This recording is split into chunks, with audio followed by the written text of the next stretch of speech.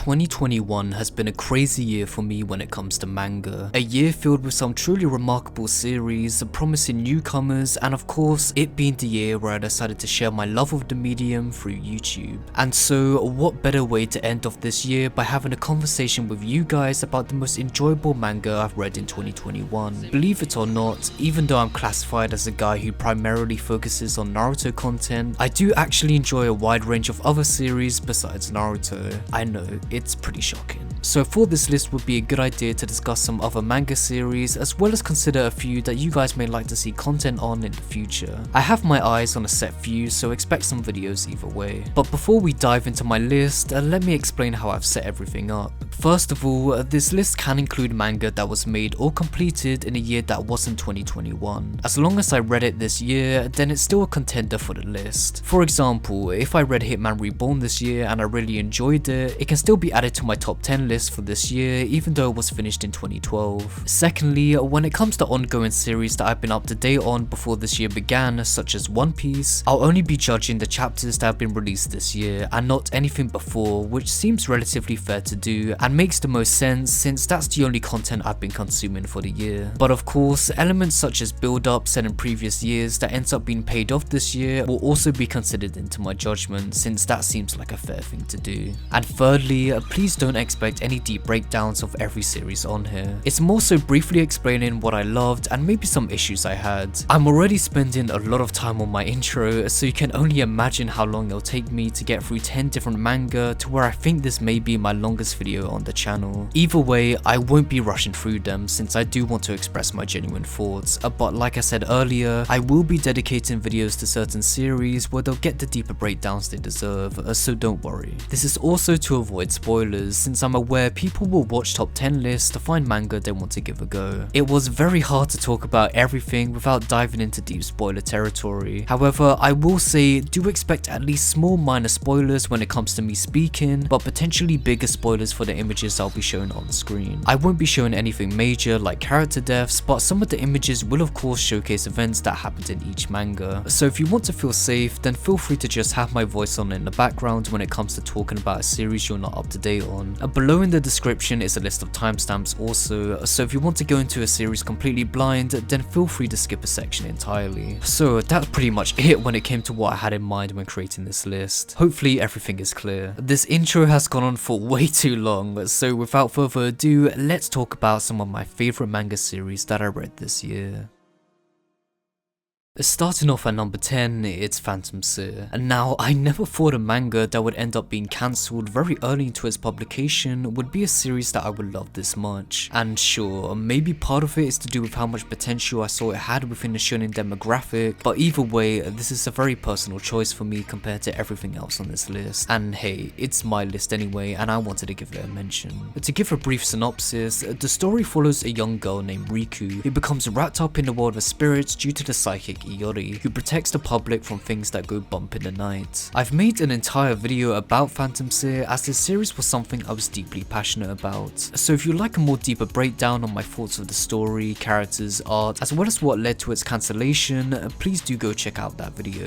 But to list off a few things of what I loved about this manga, one of these elements had to be the artwork, as every chapter was filled with the most eye-catching gorgeous art I'd seen from a shonen series as of late. This was especially the case with its horror imagery, as I thought this was such a promising and fantastic spice to add to a battle-focused manga, to create a great tonal shift and be enough for it to not be seen as another typical shonen. The characters also brought their own charm to the series, like Iori, being a very rude individual to the people he's supposed to protect, as it leads to some really great comedic character interactions. Riku especially is a character who I fell in love with straight away. Her endearing personality and how she transforms her own burden of being a victim who attracts curses into her very own blessing, as she gets the strength she needs to stand on her own feet and not be seen as just a damsel in distress. Due to the series being short-lived, it has its fair share of problems, like certain individuals not feeling all too fleshed out, as well as a story that isn't exactly sure on what it wants to tell. This is discussed more in my video dedicated to talking about Phantom Seer, so like I said, for more detailed thoughts, do go check it out. Overall, I do think Phantom Seer is worth the read, even for just the artwork alone because of how short-lived it was. It's only 30 chapters, so if you want to give it a quick read, I highly recommend to give it a glance at least.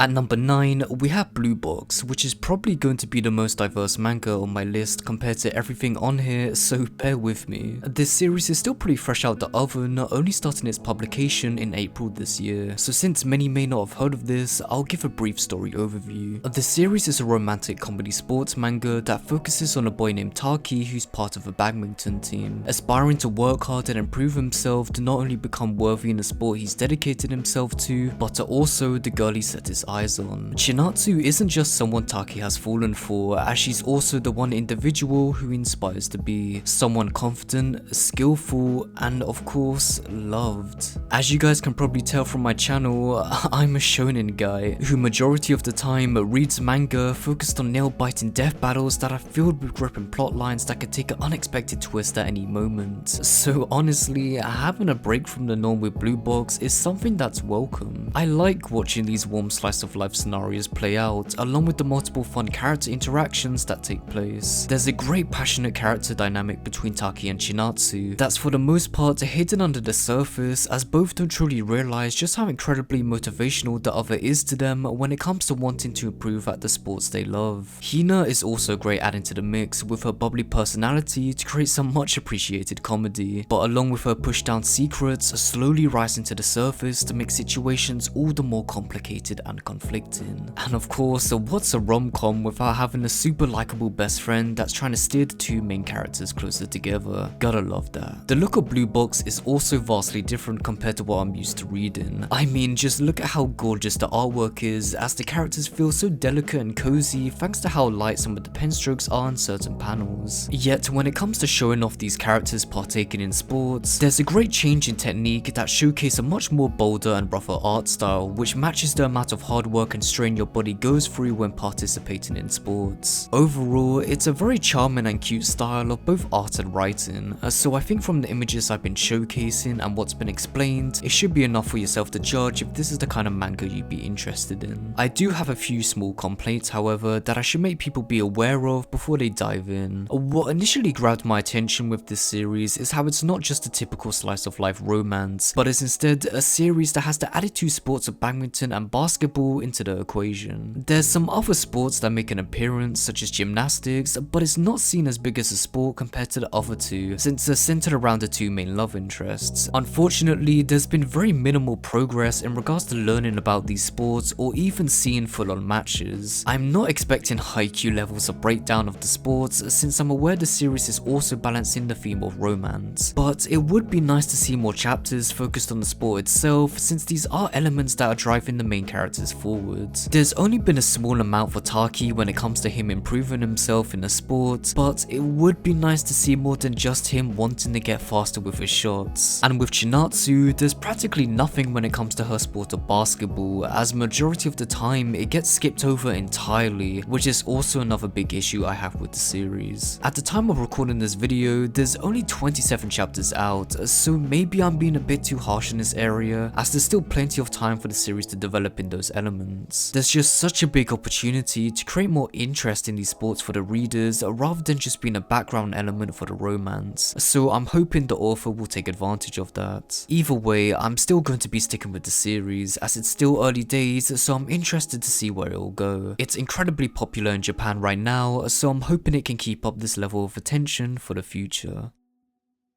Number 8 is Attack on Titan, and this was a very hard pick for me in terms of where I wanted to place it. 5 chapters including the extra ending had been released this year, and while the content within these chapters was enough for me to personally include it onto my list, the ending is the main issue I have a problem with from placing it any higher. As I said, discussing something such as an ending to a series is going completely into spoiler territory, so I'm going to refrain from doing that. All I'm going to say is, I was actually fine with the first ending Isayama published. It was far from perfect and more so just okay, but that second ending was well, I just don't think it was needed and caused more damage to the series than he was originally intending. That's of course my opinion on it, so feel free to say how wrong I am. But getting the negative stuff out of the way, I really enjoyed my time spent with Attack on Titan. It's incredible to see the final transformation of Isayama's artwork in this final arc, as he delivers some really stunning pieces of artwork that I can't help get lost in. And it's actually kind of funny, since Isayama has stated in interviews how his art was seen as something something bad and not appealing to look at, not only by others, but himself too. So seeing such a crazy evolution of art is really just mind-blowing and just shows where your hard work will get you. The finale of this series was the manga I was most looking forward to every month, and I mean that.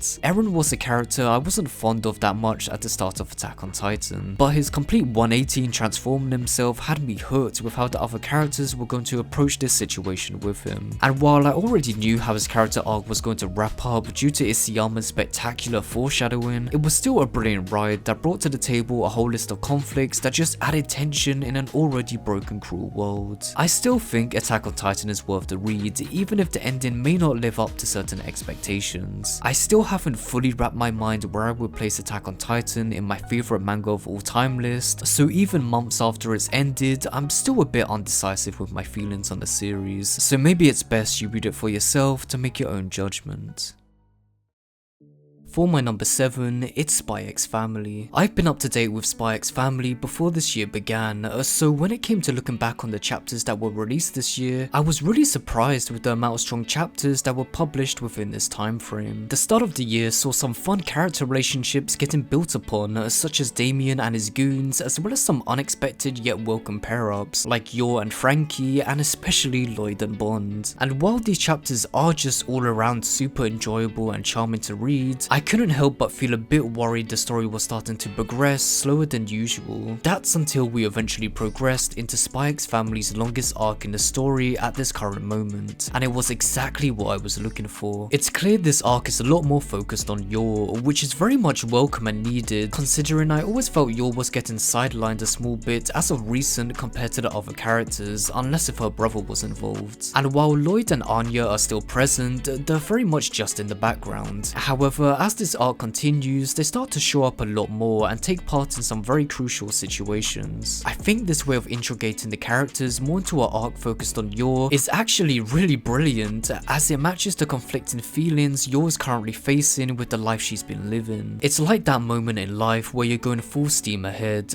but once you get that cool down period is where you really take a deep breath in and let everything catch up to you. It's an overbearing feeling that will either bring you joy or discomfort, and for Yor, it's an unsettling predicament to be in considering how extreme her double life is. This arc has been nothing but incredible, and while it can be seen as the most intense arc within the story, it still has that Spy X Family charm you fell in love with originally through some heartwarming scenes and of course many laughs. The artwork and paneling is just as strong as ever. Everything just looks so clean due to how simple in look and design the characters are, which allows the art to go all out when it comes to the action scenes. I always loved how the ends of the arms and legs lose their original shapes to look like sharp daggers, as each hit looks like a piercing blow of raw energy, which really emphasizes how deadly and powerful these attacks are. The action is always very fluid and easy to track, and no matter how crazy things get, as the paneling doesn't strain your eyes in the slightest. Besides the wholesomeness that's presented within this series, combat has always been Spy X Family's strongest element for me, so it's no wonder I'm enjoying this arc a ton, considering how battle-centric it is. This is a series I'm always going to be reading, and with an anime on the horizon, I hope this will attract more fans to the series. Please check this manga out if you haven't already. It's most surely going to be a series people will be talking about for many years to come. At number 6, we have Hell's Paradise, which is the most recent manga I've read on this list, excluding any other ongoing series still being published. To give a brief summary, Hell's Paradise revolves around a man named Gabimaru the Hollow, a cold-blooded ninja on death row who's to be executed immediately due to the horrific crimes he's committed throughout his time roaming the land of Edo, Japan. Gabimaru has accepted this fate, however, believing he doesn't have any attachment left to the world he will embark from in death, so what's the need to fight back? That's what Gabimaru says to try to convince himself across his numerous failed execution attempts, as it leads to the assumption that Gabimaru's body is just that unbelievably strong and therefore makes the action of ending his life all the more impossible. And while that is the case, there's an extra element that's caused this. You see, Gabimaru doesn't want to die just yet. He wants to return to his wife, who gave him a reason for living outside of being seen as just a murderer who lives and dies as a disposable tool.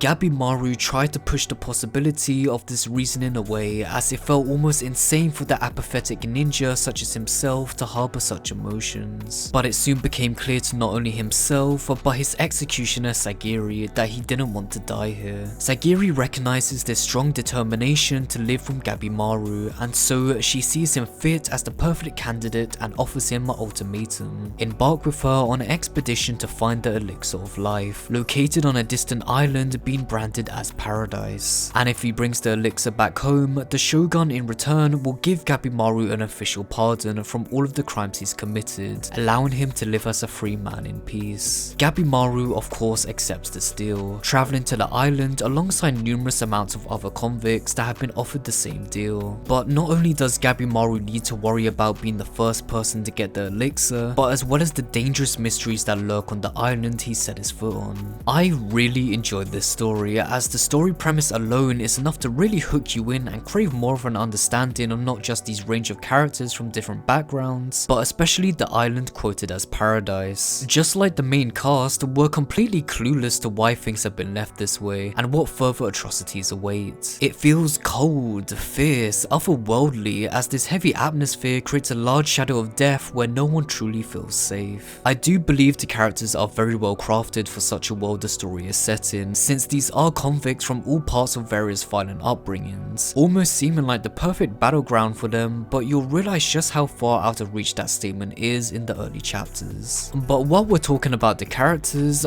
boy am I in love with the main cast we follow. There's a great bunch of different personalities that create some really enjoyable interactions, such as the wise blind samurai Shion, who has a habit of making puns about his eyesight while looking insanely cool on the battlefield, to the delicate yet hidden unmatched potential of Sagiri, who begins growing affectionate over her conflict as she comes to the understanding of how even the deadliest of people are still human at the end of the day, not monsters. And I truly do love that core theme Hell's Paradise delivers, as it's a story about finding what makes you truly human and what that kind of person is like behind all of this bloodshed. Gabimaru carries this theme throughout the entire story, and it's such a satisfying character arc about turning your so-called weakness into your very own strength. This solidified Gabimaru as one of my all-time favourite main characters in manga, and there's just so much more to love about this man. Of course, I don't want to go into heavy spoilers, so I'll leave a more in-depth discussion for another video, but hopefully this is enough for you to work with on whether this story is something that would interest you and what appeals to me the most about it all. The artwork is also really strong and sharp with energy. The action scenes are drawn to such raw intensity at times, which just adds to the gritty nature of the island. And as a quick side note, look at these volume covers. God, they're so beautiful. Anyway, that's Hell's Paradise for number 6. Do check it out if it interests you, or if you've already read it, please do let me know your thoughts on it below. So with that, let's move on to the next number and leave Hell's Paradise for another day. For my number 5, it's a rather unique title compared to everything else on this list, and that's Look Back. This is a one-shot manga by the creator of Chainsaw Man, Tatsuki Fujimoto, and wow, this was what I needed to confirm that Fujimoto is quickly becoming my all-time favourite mangaka. He really has such a splendid technique at showcasing human emotions in the truest form through his writing and artwork, making it become the type of story I'm destined to grow attached to. Due to this manga being a one-shot, I feel like me just saying a simple synopsis would spoil a lot of it, so I'll try my best to give a very vague summary since I want others to witness this story unfold firsthand. The story follows a young girl named Fujino who is praised by her classmates for drawing the best looking manga in her school newspaper. This is until she gets a wake-up call upon seeing another student's manga get published right beside hers, as the sheer quality of difference between their skills is broadcasted to not only her but the entire school, as this leads to the natural emotion of jealousy. Fujino refuses to let this be her downfall, especially from a stay-at-home student who doesn't attend classes, as she devotes herself even more to brushing up on her artistic capabilities to further grow as an artist. However, the gap she thought she could close in on just ends up growing bigger and bigger no matter how hard she tries, and so she gives up being a manga artist entirely. More time goes by and graduation day arrives, relationships, where Fujino is asked to deliver a graduation certificate to the student who outclassed her in making manga, leading to the two of them eventually coming face to face at last. If you're familiar with Fujimoto's work such as Chainsaw Man, you'll know how things won't stay so ordinary for very long. But of course, you'll have to find that out for yourself. As an artist myself, I could greatly relate to the feelings these characters are going through, as sometimes it's just impossible to match up to the quality of others, and making you fall down a continuous never-ending spiral of your own insecurities and doubts. While it's always much more healthier to purely focus on yourself and not others, it becomes practically impossible at times when you're in a predicament such as Fujino's. This is a really special manga to me, and having it be this high on my list with it only being a one-shot is testament to that. And due to it only being a one-chapter read, please check this one out. My buddy Manga Crash has done a brilliant video regarding Look Back, so if after reading it you would like a deeper dive, head over to his channel and give it a watch. At number 4, it's One Piece. The start of 2021 for One Piece kicks off with, as the fandom calls it, a roof piece, which is arguably some of the most hypest content in the manga everyone has been waiting for. Seeing some of the worst generation attempting to work together to take down the Empress of the Sea has never made me feel this excited to read a One Piece chapter in years. I think Oda's fight choreography has seen some slight improvement in Wano considering how fight-centric of an arc it is. While this isn't always consistent, I have noticed he's given a lot more space in his panel layouts to show the dynamic actions of these characters, rather than it just being a cluttered mess of speed lines and speech bubble reactions, so this is a much welcome improvement. There is a few issues I have with Wano here and there, like too many fake out deaths or some odd choices to skip out fights entirely, but overall I have really been enjoying this arc of One Piece. Reading this series weekly has always been a struggle for me because of the insane pacing issues it would carry, but due to this being a very climatic arc that holds a lot of weight towards where the story will go in terms of reaching the finale depending on the conclusion, it's been a whole lot of fun reading this series every week, and that's not something I could say in the past. Yamato is one of the characters who has recently joined the series through this arc, and she is already one of my favourite characters. Not only does she have a really stunning design, but when it came to learning tad bits of information about her past in regards to her growing more inspired by Odin and her desire for freedom, just makes you want to support her even more with her retaliation against the clutches of Kaido. I am praying Wano isn't the last time we'll see of her. Act 3 of Wano has been going on for an incredibly long time now, so I do wonder if the finale is approaching sooner than we're anticipating. And it's actually interesting to know this arc has surpassed the length of Dressrosa, and yet with Wano I don't feel anywhere near as burnt out. Wano has been a really well executed arc from Oda, so I'm hoping the finale will wrap it up on a strong note, and if it does, it's definitely a contender for one of my favourite arcs in the series. There's just so many different parts coming into play all at once, and I can't wait to see how everything unfolds.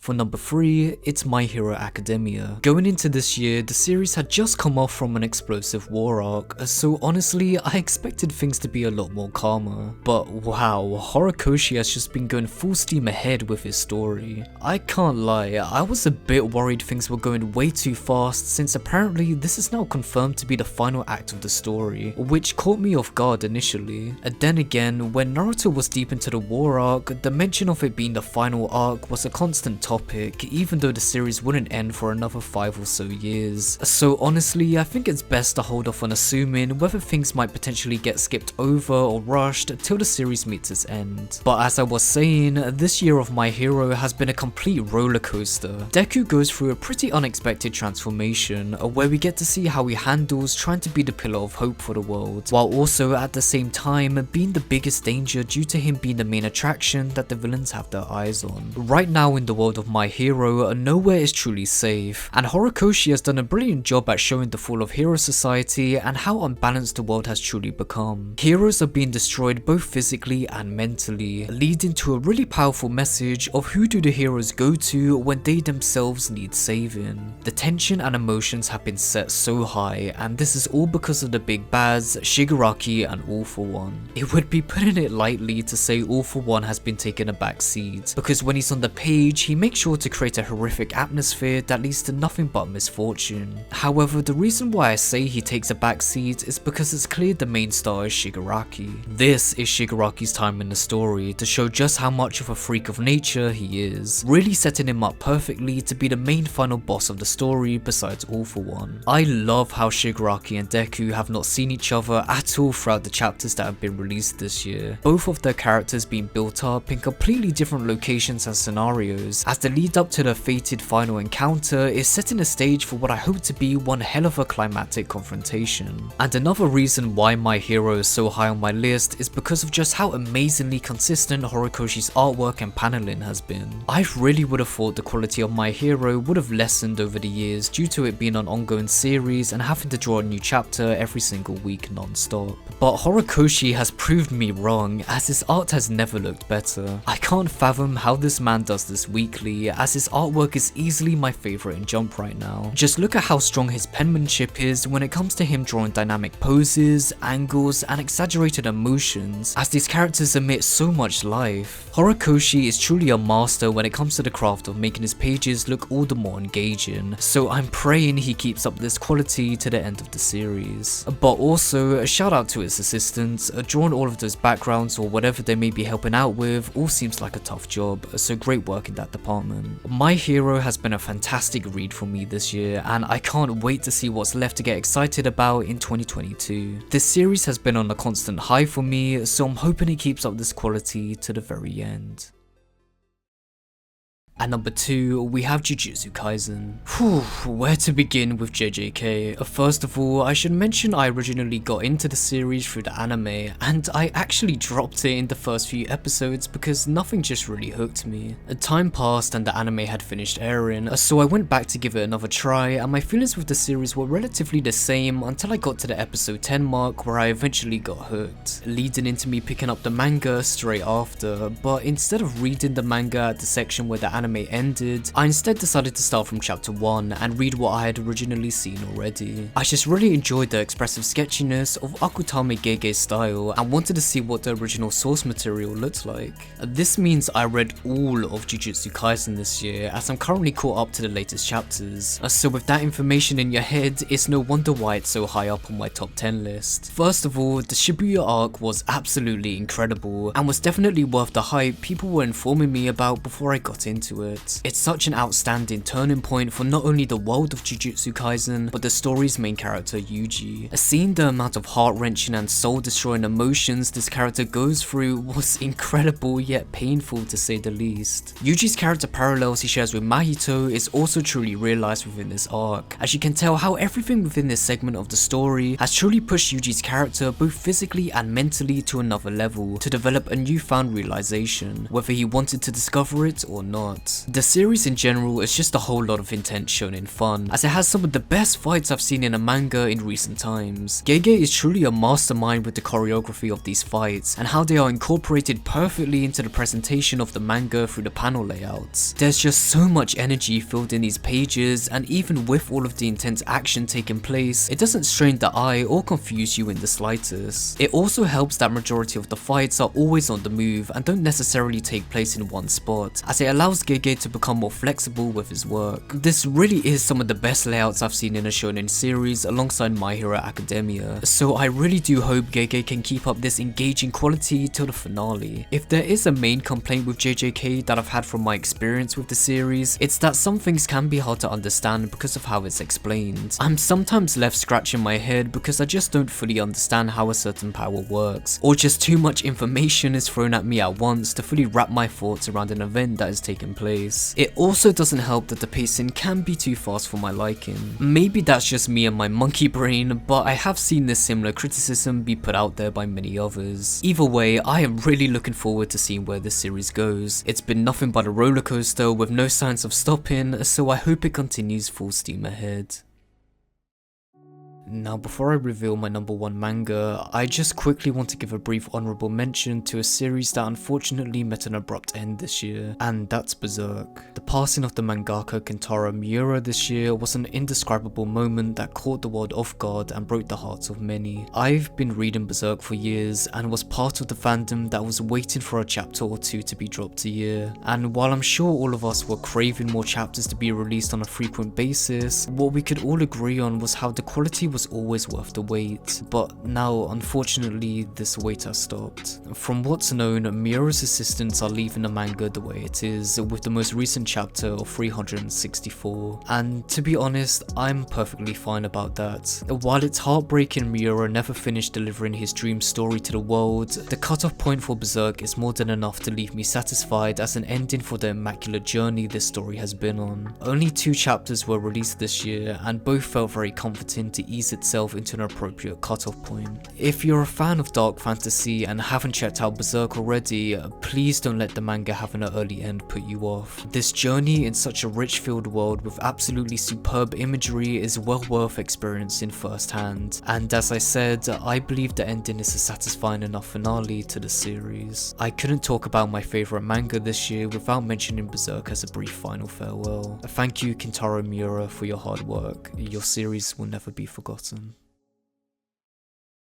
So, we've made it, my number one manga that I read this year. For me, this was a no-brainer the instant I finished this series, and that is Chainsaw Man. Chainsaw Man is my number one manga of 2021. I started reading Chainsaw Man at the very start of this year, and by the time I caught up, it had pretty much just ended. I read it all in a week, and it left such an impactful impression on me. To give a short synopsis, the story follows a boy named Denji who through a series of events gets the power of a chainsaw devil, and so becomes needed by the world due to his insane abilities, or more so this potential is acknowledged by just one woman entirely, who recruits him into the line of work of protecting the public by slaying blood-hungry devils that threaten everyday life. While the general premise sounds simple enough, Chainsaw Man is unlike any other story you've read once you've sunken your teeth into it, especially with how the mangaka Tatsuki Fujimoto writes his characters. I love stories that focus on human emotion and how it not only shows us how much of a blessing it is to feel such a rush of high energy that puts a smile on our faces, but also how it's a curse when the opposite comes into play,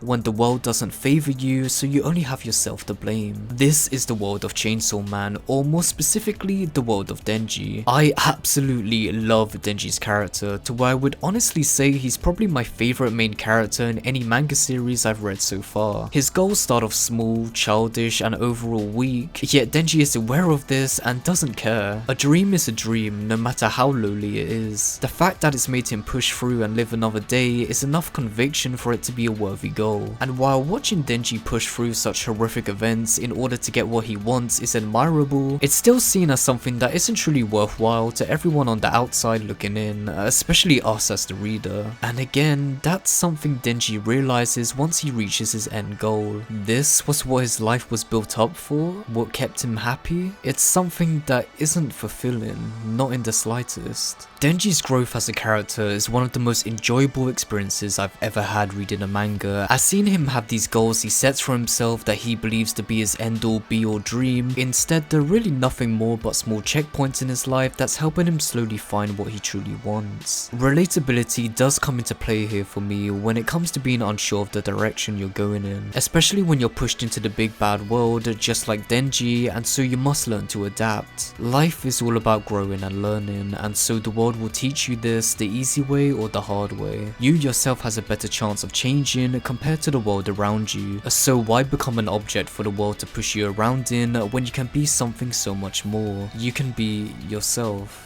All of this time speaking has pretty much been purely dedicated to talking about Denji, and that's just scratching the surface since I don't want to dig into spoilers. I plan on making a video about Denji in the future, so hopefully you can look forward to a deeper dive on his character. But for the rest of Chainsaw Man, I'm in love with it. The sketchy sharp artwork of the manga coincides perfectly with the chaotic story it's telling, with off-the-wall insane battles that are for sure going to create a lasting impact on you. And I must say, it's pretty damn incredible that such a crazy story is able to deliver such powerful emotional characters such as Denji from what I just explained. Again, just like Fujimoto's one-shot Look Back, this just goes to show how in touch Fujimoto is when it comes to creating such a realistic interpretation of human emotions from his characters. It's honestly incredible. While I would love to recommend this series to everyone out there under the sun, it isn't a manga for the faint of heart when it comes to the bloody violence and sexual imagery. And I do believe these two things aren't just thrown in there for the sake of fan service majority of the time, and actually have proper meaning with its inclusion. I can completely understand why some people may be put off by it. But hey, if you're still curious to see the greatness that is Chainsaw Man, please do check this series out. It's a one-of-a-kind manga that quickly became one of my favorite titles of all time, so I'm hoping it will be an incredible ride for you too.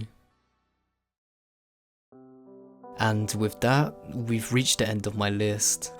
This was a much bigger undertaking than I originally thought it would be, but I had a lot of fun discussing all of these series, and hopefully one or two may have caught your interest to give a go for yourself. Also, do keep in mind that I haven't read every manga under the sun, so there's a chance I might not have included the series you enjoyed because I simply haven't read it. But of course, there are some series that didn't make the list that I have read, and that's not to say they're bad, such as Kaiju number 8 for example. There were just other manga I wanted to talk about and simply enjoyed more. Though feelings can change over time, which leads me into my next point. Depending if people enjoyed this video, I might make a top 10 list every following year, as it feels like a nice way to wrap up the end of the year. And maybe in the future, I might make a video going over my top 10 manga of all time for a special occasion. Also, if you made it this far into the video, thank you. I've had a blast being on YouTube for my first year, and seeing you guys enjoying my content honestly makes me incredibly happy. I love you guys, and I'm forever going to appreciate your support. Thank you for sticking with me this far, and hopefully for the future.